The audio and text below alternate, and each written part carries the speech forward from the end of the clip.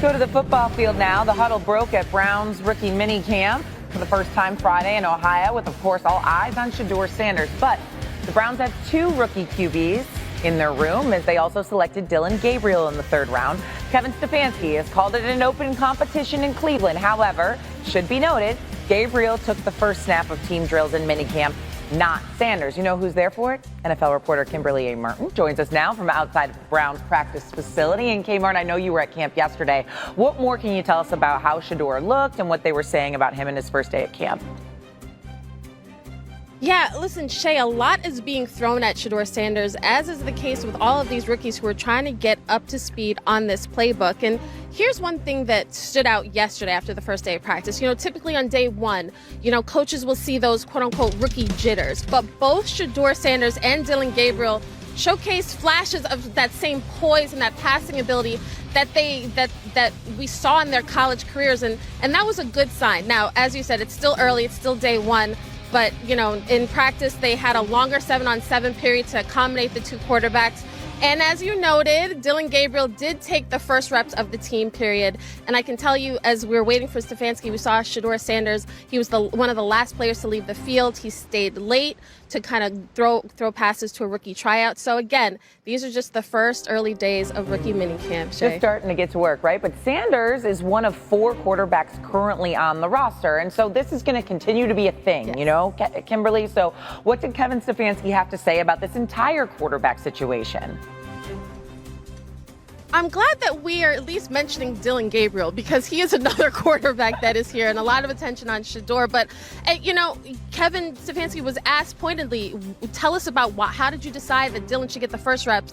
And typical Kevin Stefanski fashion, he said, I wouldn't read into that. I think Stefanski's main point yesterday was this competition is ongoing, and rookie minicamp is part instruction, part competition.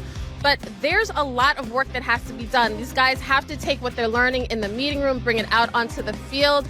So, Shay, as much as we want to know who is going to be the Browns quarterback this season, we are so many months away from that, and this is just the first step. So let's not read into it, but we're going to be watching today because we're going to hear from these quarterbacks a little later. Of course, we're going to read into it. That's what we do here at ESPN. And I'm over here talking about four quarterbacks in the QB room. I mean, we should add five. Deshaun Watson is still in that quarterback room as well, although it's very unlikely we see him on the field. He still will be a part, I will assume, meetings and whatnot. Kmart, I am sure I will talk to you a lot over the next couple of days and weeks. Thanks, Kmart. Appreciate you. Senior NFL writer Jeremy Fowler joins us now. He said that this Cleveland quarterbacks competition is going to be all-encompassing evaluation. And obviously they have Kenny Pickett there. They have Joe Flacco as well. What are you hearing about the two rookies, though, at first glance? Yeah, so they're going to keep four quarterbacks, Hannah, throughout the offseason leading into training camp. So Dillon Gabriel, Shedeur Sanders will have plenty of opportunities to make their impression and to try to make the team. That's really their first goal. They have to do that because the Browns are probably going to keep at a max three quarterbacks. Somebody's going to be the odd man out. So Sanders has been as advertised as far as what the Browns liked in the pre-draft process: accuracy, decision-making. They want to see him build on that. But the tricky part for him is they're really high on Gabriel. They essentially overdrafted him in the third round just to ensure that they got him. I was told the Browns were really surprised that the media never picked up pre-draft very much on how high they were in Gabriel, with their private workouts with him, with bringing him in for a top 30 visit. So he's still in a pretty good position right here, and we'll see. Now, I'm talking to people around the league. They wouldn't be surprised if the Browns try to swing a trade eventually with one of these four quarterbacks. They look at that position as currency, as value. So if somebody plays well in the preseason, maybe they'll be in a new uniform. Yeah, it's going to be really fascinating to see. You know what they say when you have multiple quarterbacks, that you have none. I know, but they do. They have a ton. All right. That's ridiculous. No, Greeny, it's not ridiculous as long as they are able to. And I heard Dan Graziano talking about this morning earlier on ESPN Radio. Yeah, I listen to it when I'm in my car in the morning.